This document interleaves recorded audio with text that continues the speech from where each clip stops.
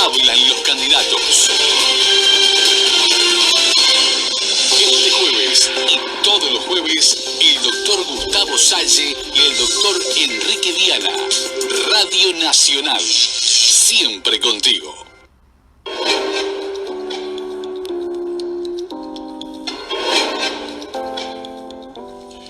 Buen día, amigos. Les habla Enrique Viana. Un placer estar nuevamente con ustedes.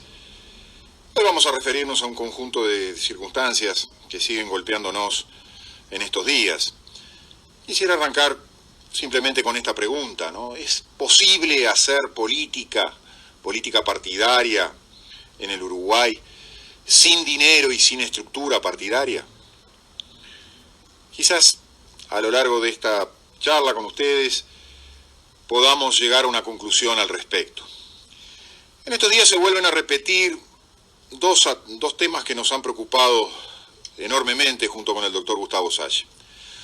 Por un lado, el hecho de que supuestamente UPM ingresa en un periodo de silencio, dice un titular del Observador, haciendo referencia inclusive a una conversación telefónica que mantuvo el presidente Tabaré Vázquez con Daniel Martínez, Luis Lacalle Pou y Ernesto Talvi para felicitarlos por la votación.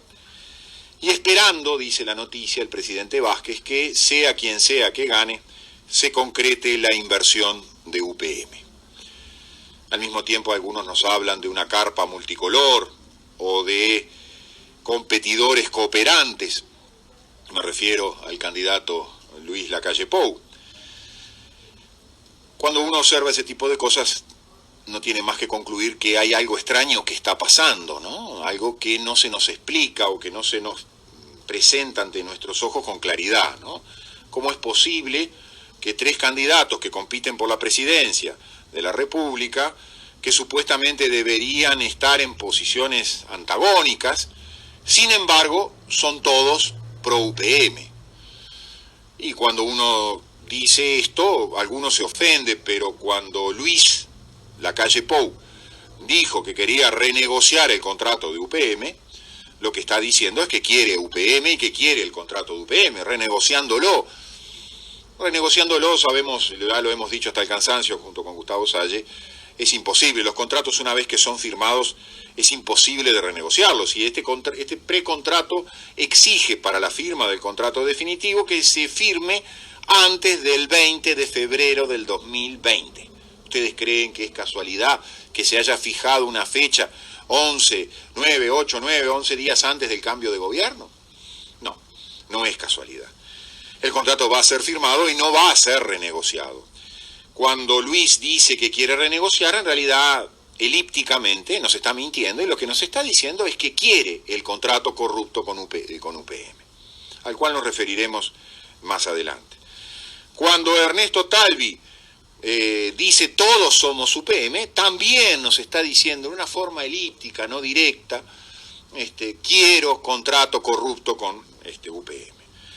Cuando el excomandante Manini Ríos sale a decir que lo que tiene para observar de la relación con UPM son algunos aspectos ambientales, también nos está diciendo que quiere el contrato corrupto con UPM. Y estas realidades deben tener una explicación, y eso es a lo que nos hemos abocado desde hace mucho tiempo con el doctor Gustavo Salle, a tratar de explicar por qué estas unanimidades. Por otro lado, observamos otros hechos a los que ya hicimos mención la semana pasada en esta misma audición, y refieren a la utilización de ese mecanismo conocido como el Guardián, ese mecanismo de espionaje, ese mecanismo por el cual se interceptan nuestras comunicaciones de todo tipo, y el Estado sabe lo que estamos haciendo o dejando de hacer en la medida que nosotros divulgamos lo que hacemos o dejamos de hacer a través de algún mecanismo de comunicación, que puede ser un mail, que puede ser simplemente una conversación telefónica o a través de un equipo de un celular. Frente a ese conjunto de comunicaciones intervenidas, se nos dijo que el Poder Judicial iba a ser el garante. un garante muy específico, que la Suprema Corte de Justicia iba a ser el garante a través de un protocolo que suponía que el Ministerio del Interior, encargado fácticamente de hacer la intervención, iba a estar informando, aunque sea estadísticamente, a quienes se escuchaba y si existía respecto de las escuchas la correspondiente autorización judicial del juez concreto con el pedido fiscal previo para realizar esa interceptación. Resulta que ese protocolo, que suponía una serie de informes que se iban a estar haciendo en forma periódica, no se hizo, y hace ya un buen rato que esos informes no se hicieron, jamás se hicieron, no se hizo ninguno de esos informes, por lo cual el mecanismo de espionaje quedó sin ningún tipo de control, más allá de que pudiera ser cuestionable que la Suprema Corte de Justicia, quien no tiene competencia para ello, se encargara de un control de esas características. Lo cierto es que, como todos sabíamos cuando se vino esto del Guardián, lo que se estaba estableciendo era un mecanismo de directo espionaje para poder escuchar las conversaciones de cada uno de nosotros. Y todos éramos conscientes, o al menos algunos éramos plenamente conscientes, de que cuando hablamos por un teléfono y le hablamos a una tribuna del estadio, hay un conjunto de gente que nos está escuchando. Y cuando escribimos un mail, escribimos en una plaza, en la pared de una plaza pública. Hay un conjunto de personas que están observando lo que escribimos. Si el ciudadano asume esa realidad, capaz que vive en forma más tranquila, porque no va a tener nunca el tema del engaño. No sabía que me estaban escuchando. En realidad, nosotros no sabemos quién nos está escuchando, cuándo nos está escuchando y por qué nos está escuchando. Este sistema del Guardián supone además otra perversión, además de la del espionaje. Supone conjuntar, mancomunar a tres poderes distintos del Estado, o al menos a dos poderes del Estado, en esa actividad de escudriñar en la vida personal de cada una de las personas. Y ese mal también es grave, porque supone que la separación de poderes no funciona como tal, y que de alguna manera, si la Fiscalía, Poder Ejecutivo, le pide al juez para una interceptación telefónica, y la interceptación telefónica la termina haciendo el Ministerio del Interior, hay dos poderes del Estado que se han congeniado para espiar a los ciudadanos en el país. Y esa es la realidad a la cual nos enfrentamos. Ahora, cuando esas cosas pasan, cuando eso que nos suena arbitrario, nos suena grotesco, ocurre y nadie reclama, entra a jugar también el tercer poder del Estado, que cacarea como cacarea Javier García, diciendo que va a adoptar medidas parlamentarias. No.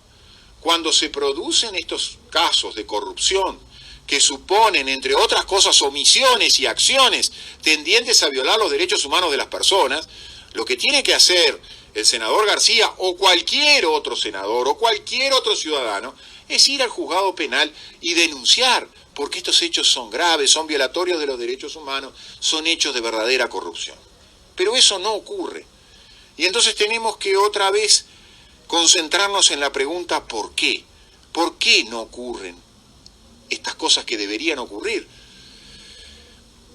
Hace mucho tiempo, en ocasión de ver un documental referido a la aplicación del fracking en Estados Unidos, un documental casero que tiene dos partes, que fue promovido por la cadena HBO, que ustedes pueden conseguir, al menos algún resumen, si buscan en alguno de los buscadores por internet. Estos documentales se llamaban Gasland 1 y Gasland 2, son dos partes, recomiendo incluso la segunda parte porque es superior incluso a la primera. Estaban hechos por un individuo que en forma amateur se dedica a realizar esos documentales y refieren a los problemas que genera el fracking, la fractura hidráulica, ese mecanismo para la extracción de gas a profundidades muy lejanas, mecanismo que no ha estado lejos del Uruguay, que se han hecho prospecciones en tal sentido allá en la zona cercana de Paysandú y Tacuarembó. Pero lo cierto es que en Estados Unidos ese mecanismo de fracking se ha extendido a lo largo de una serie de estados, generando una serie de dificultades y de problemas en la vida de los ciudadanos comunes, tanto que mostraba cómo abrían la canilla y acercaban un yesquero y por la canilla se encendía una llamarada, con lo cual estaban significando que junto con el agua estaba llegando gas en función de esos procedimientos de contaminación generados a partir de lo que se llama la fractura hidráulica. No vamos a entrar en los aspectos técnicos, pero lo cierto es que en uno de esos documentales, cuando este periodista se adentra en las entrañas del poder, llega en determinado momento a hablar con un ex congresista norteamericano y le pregunta por qué pasan estas cosas y no hay una reacción por parte del Estado frente a estas barbaridades que afectan a los ciudadanos. Y el congresista le dice, lo que ocurre es que es el Estado contratado. Es el Estado contratado por las grandes empresas de hidrocarburos norteamericanas que responde exclusivamente a los intereses de esas grandes empresas, de esas grandes corporaciones. Olvídese de que va a responder al interés general, al interés público o a los conceptos de república o democracia. Es el Estado contratado. Ese concepto pegó en mí en forma muy dura. Para una persona que viene del derecho, que le hablen de un Estado contratado puede sonar increíble, puede sonar poco demostrable. Sin embargo, al poco tiempo observé un documento de Naciones Unidas llamado State Contract, contrato de Estado, donde la propia Naciones Unidas justifica a través de esa expresión, State Contract, Estado contratado, contrato de Estado, justifica la existencia de mecanismos por los cuales, llamados tratados de inversión, llamados contratos de inversión, por los cuales el Estado queda sometido a la voluntad de una empresa privada. Y entonces dije, bueno, esta realidad, esto del Estado contratado, el Estado contratado al servicio, como si fuera un delivery, contratado al servicio de un interés privado, ya no se puede llamar república, ya no se puede llamar democracia. Y esa intuición inicial fue confirmada por algunos de los episodios más notables que han pasado en el Uruguay, como por ejemplo el contrato de inversión de Montes del Plata, allá por enero de 2011, que pasó casi desapercibido, que tenía una cláusula de confidencialidad, y en ocasión que yo ejercía el Ministerio Público conseguí 6 meses después, no sin esfuerzo, que ese contrato se hiciera público, al menos que se presentara en un expediente judicial y a partir de ese momento se conociera. Eso se volvió a repetir luego, un fenómeno similar, con la llamada ley Aratirí, donde teníamos en los hechos una ley con nombre y apellido, es decir, una ley contratada. El Estado ya había llegado al paradoxismo de dictar una ley en función de un contrato en su vínculo con una empresa privada. Estoy hablando de la megaminera Aratirí, la misma que nos está reclamando hoy ante un mecanismo de arbitraje internacional, si no recuerdo mal, 3.500 millones de dólares. Cuando uno observa esos fenómenos, tiende a decir, bueno, ¿qué es esto? ¿Seguimos siendo una república y un Estado soberano? Cuando uno habla de Estado contratado, en realidad no tiene que hablar de Estado corrupto. Un Estado que ya no responde a los intereses generales, sino que pasa a responder a exclusivos intereses privados en forma coyuntural durante un tiempo, desplazando de esa manera a los intereses públicos y los intereses generales. ¿Por qué es necesaria la existencia de ese fenómeno de los estados contratados? Aunque la pregunta tenga una respuesta obvia, quizás sea una respuesta un poco más complicada de lo que uno cree. Ya no alcanza con la idea de comprar a los gobernantes para de esa manera obtener determinados favores. Es necesario algo más. Cuando se da este fenómeno del Estado contratado a través de los tratados de inversión y luego su sucedáneo, los contratos de inversión como este contrato, precontrato por ahora, pero eventualmente en pocos días contrato definitivo con UPM, lo que opera aquí es una suerte de ordenamiento de los daños. ¿Qué quiero decir con esto? Que es necesario primero dañar la integridad moral de una nación, para luego estar en condiciones de poder dañar impunemente la integridad física de su territorio. Es decir, primero tenemos que hacer desaparecer los conceptos de soberanía nacional, de república y de democracia, que son los conceptos que se sustentan en el interés general, en el bien común, en la voluntad soberana del pueblo, de cada uno de los ciudadanos. Tenemos que derrotar, vencer esos obstáculos que significan que exista un Estado soberano, que exista una república y que exista una democracia, para luego, vencidos esos obstáculos, vencidas esas garantías, poder dañar impunemente el ambiente. Y no casualmente, siempre lo digo, que cuando hablamos de tratados de inversión en el Uruguay, o cuando hablamos de contratos de inversión en el Uruguay, están vinculados a una industria contaminante, y ya mencioné dos: la industria de la celulosa, Montes del Plata, Botnia, Montes del Plata, UPM, la industria del fracking, la industria referida a la megaminería a cielo abierto, altamente contaminante, Aratirí.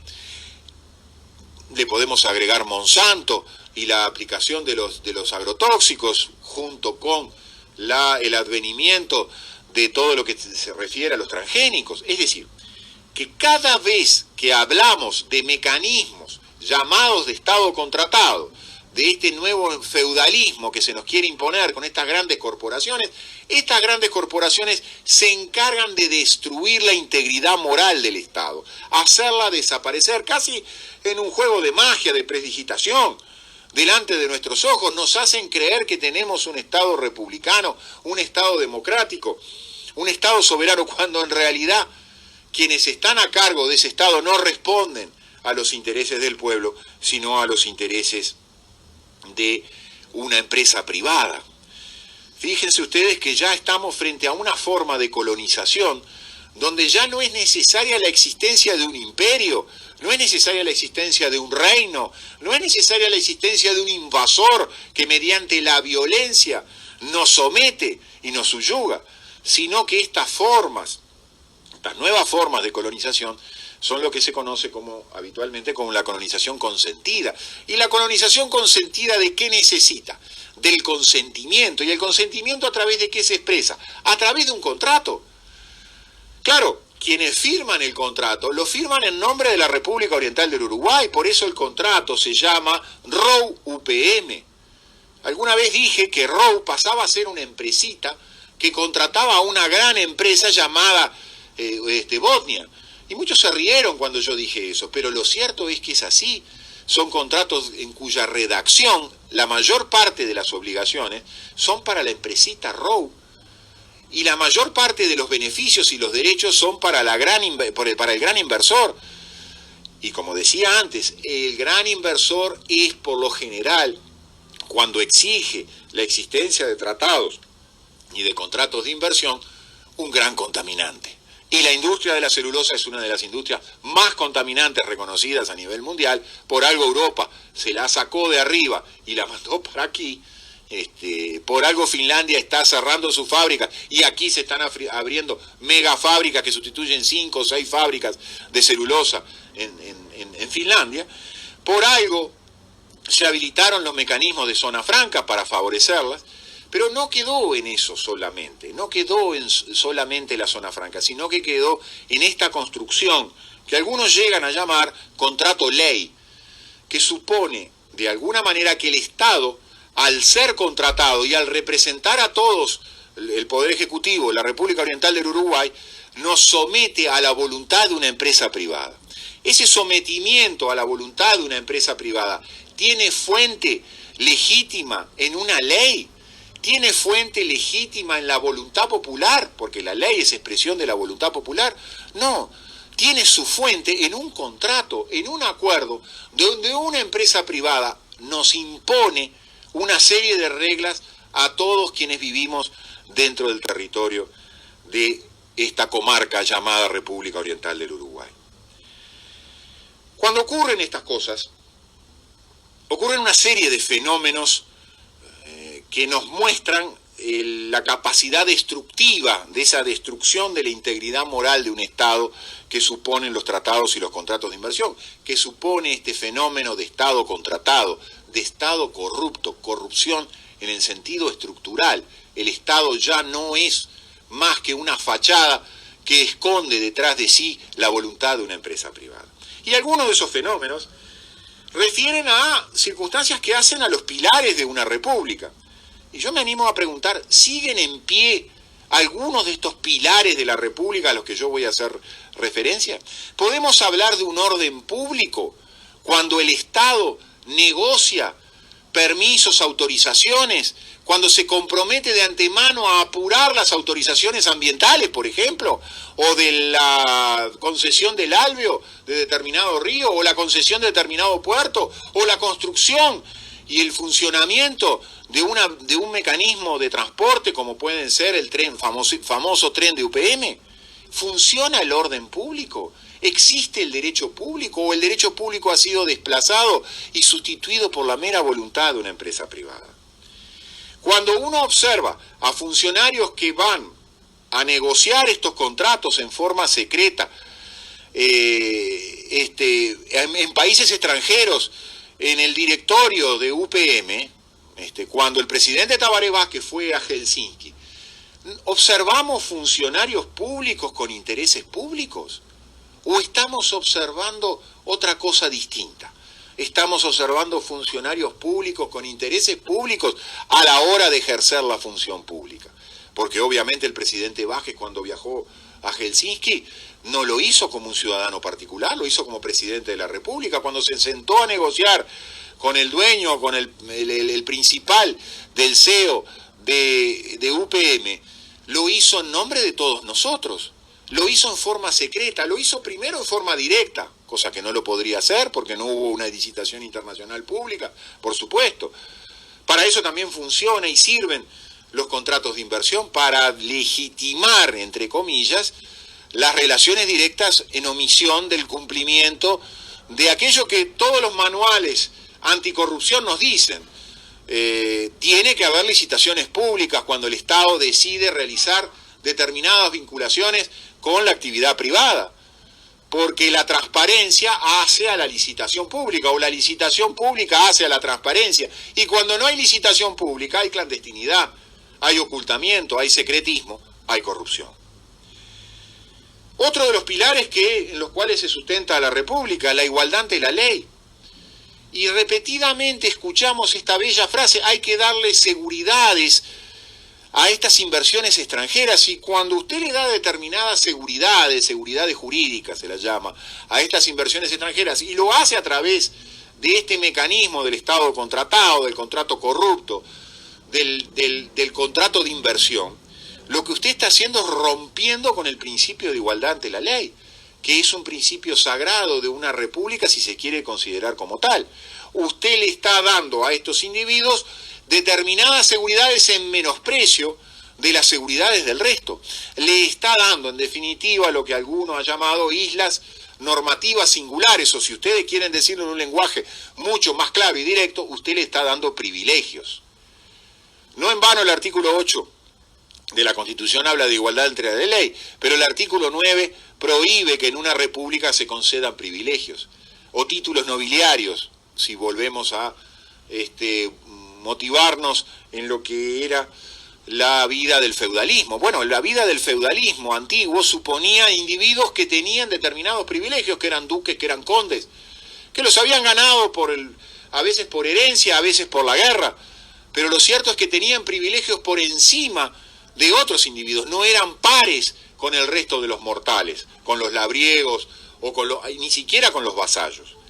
Bueno, cuando observamos los contratos de inversión y cuando nos hablan de seguridades jurídicas que se le dan a estas inversiones extranjeras, lo que estamos observando es una clara violación del principio de igualdad ante la ley. Pero el mal no termina allí, porque esta fórmula de Estado contratado también supone el desplazamiento del Poder Judicial.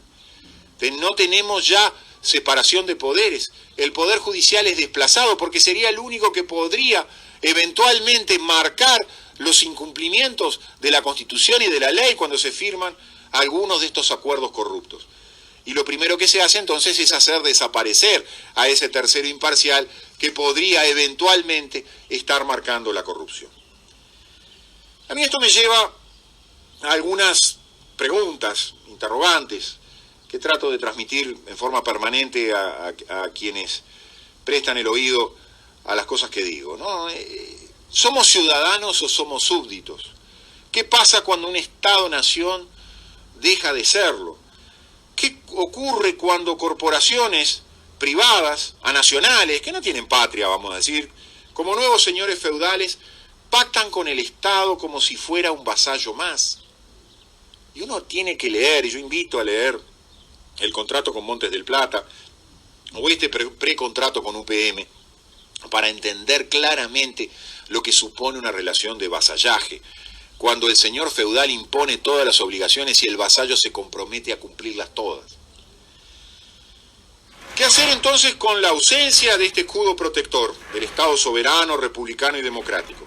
¿Cómo queda el ciudadano cuando ese escudo protector deja de protegerlo y pasa a proteger estas grandes inversiones? Bueno, obviamente que queda en la indefensión, queda en la intemperie.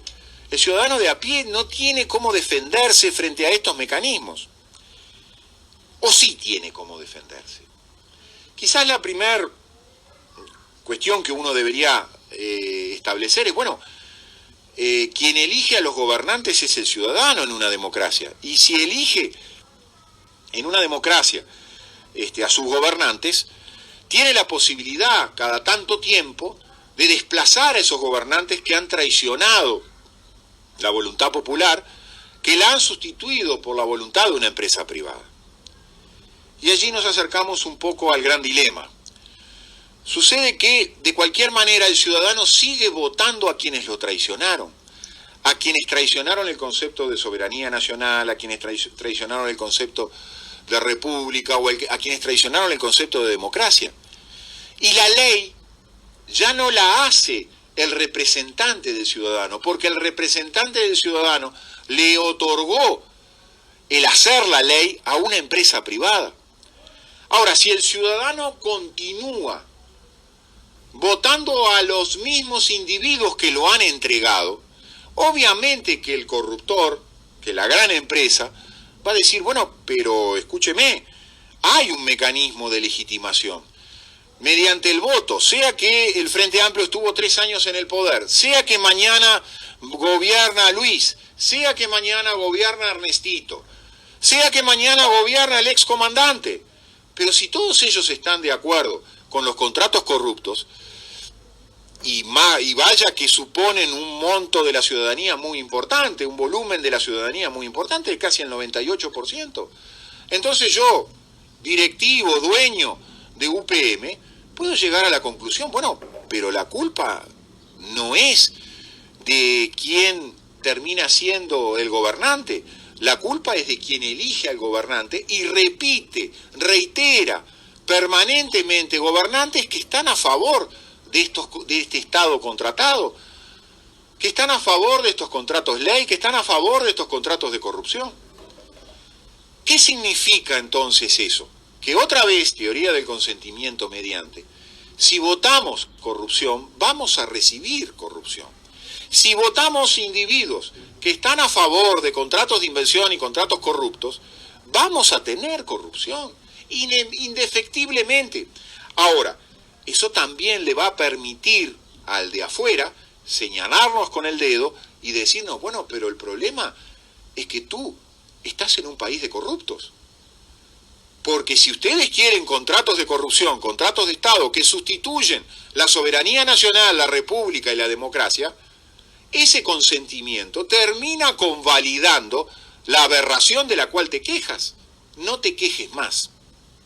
Debería ser quizás el último de los consejos del que nos mira de afuera. Señores, estamos llegando al final de esta audición y entonces vuelvo a plantearme la misma pregunta que me planteaba al inicio. ¿Es posible hacer política partidaria sin dinero cuando el dinero se distribuye en el otro 98% y es mal habido y es un dinero corrupto, es un dinero ilícito que viene a comprar la voluntad de nuestros gobernantes y que termina conquistando al electorado, que termina votando por esos gobernantes cuyas campañas políticas son bancadas por estas grandes corporaciones?